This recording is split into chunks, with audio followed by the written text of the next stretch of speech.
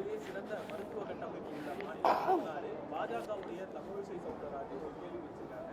முதல்வர் நம்பிக்கையுடன் சிகிச்சை பெறத்தக்க அரசு மருத்துவமனை தமிழ்நாட்டில் இல்லையான்ற மாதிரி ஒரு கேள்வி.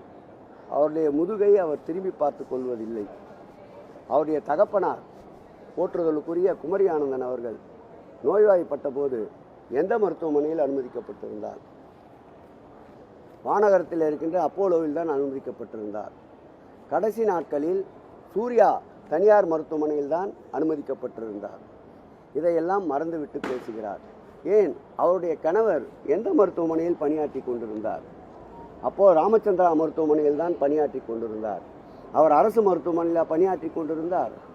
பல்வேறு காலகட்டங்களில் பல்வேறு அரசியல் தலைவர்களுக்கு இது போன்ற நோய்வாய்ப்படுகின்ற பொழுது தனியார் மருத்துவமனையை தான் நாடுகிறார்கள். அதில் பல சங்கடங்கள் பொதுமக்களுக்கும் மற்றவர்களுக்கும் ஏற்படக்கூடாது என்பதற்காக பாதுகாப்பை கருதி மக்களுடைய சிரமங்களை கருத்தில் கொண்டு இப்படி அனுமதிக்கப்படுகிறார்கள். முன்பிருந்த நிலையை மறந்துவிட்டு ஏன் அதிகப்படியாக கூறுகிறேன், அவருடைய உறவினர் வசந்தகுமார் நோய்வாய்ப்பட்ட போது எந்த அரசு மருத்துவமனையில் அனுமதிக்கப்பட்டிருந்தார்? ஆகவே தமிழிசை போன்ற நாகரிக அரசியல்வாதிகள் என்று எங்களுடைய பட்டியலை வைத்திருந்தவர்களை இது போன்ற கேள்விகளால் அந்த நாகரிகத்திற்கு அப்பாற்பட்டவர் என்ற பட்டியலிலே திராவிட முன்னேற்ற கழகம் அவரை கருதும்.